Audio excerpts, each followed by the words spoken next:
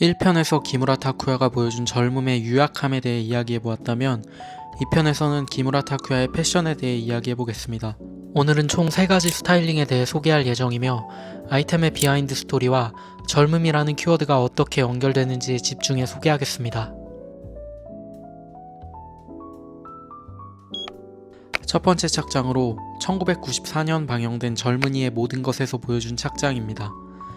해당 드라마는 젊은이의 사랑과 우환에 대해서 담은 드라마로 거칠고 반항적인 모습이 묻어나는 스타일링을 확인할 수 있습니다.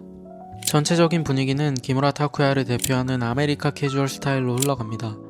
시그니처인 장발부터 시작해 자켓으로는 에어로레더 하프벨트, 팬츠는 베이지색 치노, 신발은 레드윙의 2268 엔지니어 부츠를 신었네요. 그 중에서도 가장 눈에 띄는 아이템은 에어로레더의 가죽 재킷입니다. 에어로레더 자켓의 가격을 보면 조금 놀랄 수도 있습니다. 가죽 자켓 한 벌에 왜 이렇게 비싸야 하나 싶을 수도 있죠. 하지만 에어로레더의 재미는 여기서부터 시작됩니다.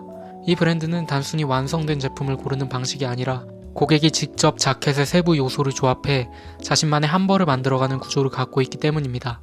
홈페이지에 들어가 주문을 시작하면 먼저 어떤 모델을 만들지 고르게 됩니다. 그 다음엔 자켓의 외관을 결정하는 가죽을 고르고 안감과 지퍼, 버튼 같은 하드웨어, 심지어 스티치 컬러까지 하나씩 선택하게 되죠. 즉, 이 자켓은 그냥 비싼 가죽 자켓이 아니라 입는 사람의 취향이 단계별로 반영되는 옷에 더 가깝습니다. 다시 기무라 타쿠야가 착용한 모델로 돌아와 보자면 셔츠 실루엣이 드러나는 짧은 기장감이 매력적이며 가슴에 사선 포켓이 코디의 한 끗 차이를 보여줍니다. 기무라 타쿠야가 착용한 에어로레더 역시 1950년대 빈티지 레더 자켓의 영감을 받아 만들어진 디자인이기에 타 브랜드에서도 유사한 디자인을 찾아볼 수 있습니다. 레드윙 부츠 이야기도 빠질 수 없습니다. 기무라 타쿠야는 레드윙에서 발매하는 목토 부츠, 패스파인더, 웨코스 부츠 등 다양한 모델의 부츠들을 스타일링에 활용했습니다. 엔지니어 부츠는 원래 뜨거운 열기와 거친 작업 환경으로부터 발을 보호하기 위해 만들어진 부츠입니다.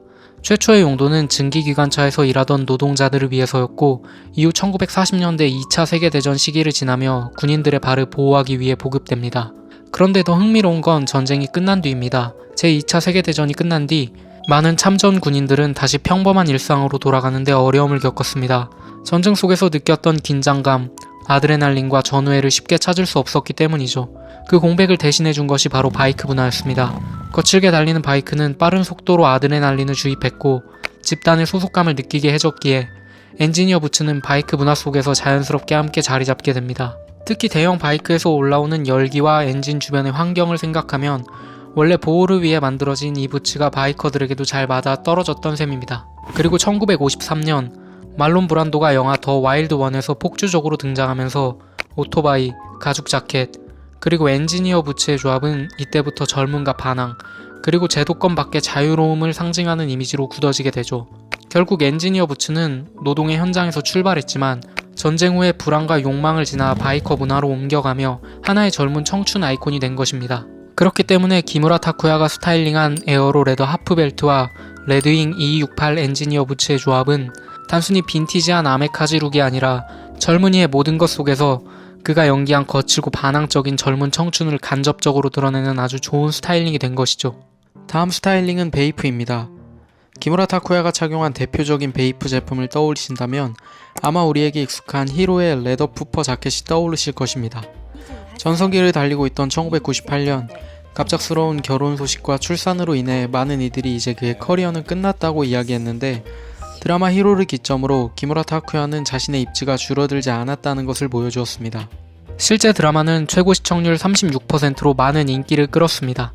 이때 기무라 타쿠야가 착용한 베이프의 레더 푸퍼 자켓은 드라마 히로를 기념하는 박물관에 보존되기도 하며 시간이 20년 흘러 베이프에서 2020년대 다시 복각되기도 했습니다. 사실 기무라 타쿠야는 이전부터 베이프를 굉장히 자주 착용했었는데 1997년 오로나미시 광고에서는 베이프의 스노우 카모 자켓과 선글라스로 스타일링을 하기도 했으며 사복으로도 자주 착용하며 브랜드에 대한 애정을 보여줬죠. 히로에서 착용한 레더 푸퍼 자켓 역시 촬영장에 사복으로 입고 갔는데 수직적이고 고리타분한 조직에 대항하는 젊고 겁없는 검사 역할을 표현하기에 이상적이라고 판단돼 드라마에서 주구장창 착용하게 된 것입니다. 베이프를 소개한 이유는 간단합니다. 이 브랜드 자체가 한 시대의 젊음을 상징했기 때문입니다. 1993년 하라주쿠에서 시작된 베이프는 1990년대 도쿄 스트릿 문화를 대표하는 이름 중 하나였고 2000년대에 들어서는 미국 힙합씬과 결합하며 전세계 젊은 세대가 공유하는 아이콘으로 커졌습니다. 그리고 시간이 흘러 2025년 베이프는 여전히 젊음을 상징하고 있습니다. 이제는 오지가 된 이들을 보며 유년기를 보낸 현 세대들이 추억하며 입고 있죠. 더불어 최근 한국 시장에서도 무신사 입점과 함께 다시 파이를 키우고 있다는 점은 이 브랜드가 단순한 추억의 이름으로만 남아있지 않았다는 걸 말합니다.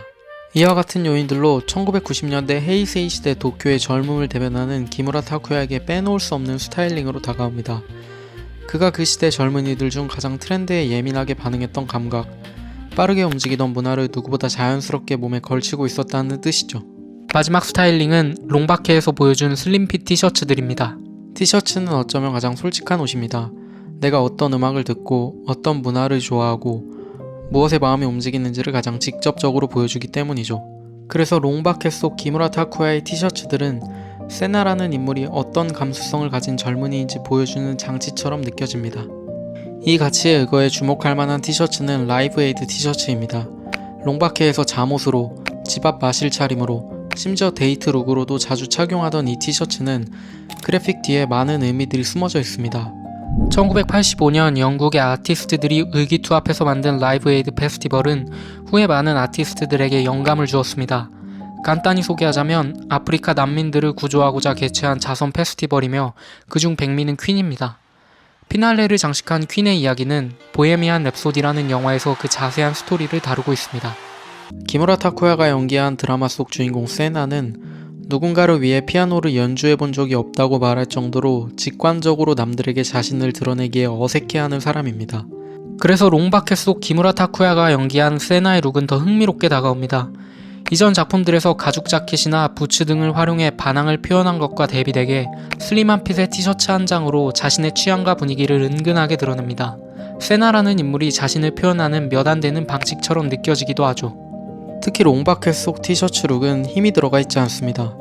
몸에 가볍게 붙는 슬림한 티셔츠, 편하게 떨어지는 팬츠, 그리고 꾸민 듯 꾸미지 않은 자연스러운 헤어. 이 조합은 누군가에게 강한 인상을 남기기 위한 스타일링이라기보다는 아직은 서툴지만 자기 안의 취향과 감수성을 조용히 꺼내 보이는 젊은이의 옷차림에 더 가깝습니다. 그래서 세나의 티셔츠 룩은 화려하지 않아도 오래 남습니다. 직접적으로 말하지 못하지만 좋아하는 음악과 문화, 그리고 자기만의 분위기를 옷으로 드러내고 있기 때문이죠. 티셔츠의 그래픽 뒤에 담긴 의미들과 기무라 타쿠야가 연기한 세나라는 인물 역시 깊게 파고봐야만 알아볼 수 있죠. 기무라 타쿠야는 각 배역이 담고 있는 키워드인 젊음 속 불안, 젊음 속 반항, 젊음 속 유약 등을 다양한 배역 속에서 보여주며 상황에 맞는 스타일링으로 연결해 보여지는 멋을 넘어 내면의 멋까지 다가왔습니다. 우리는 이와 같은 이유로 인해 한 세대가 지난 2020년대에도 여전히 기무라 타쿠야의 패션을 꺼내보는 것이 아닐까요?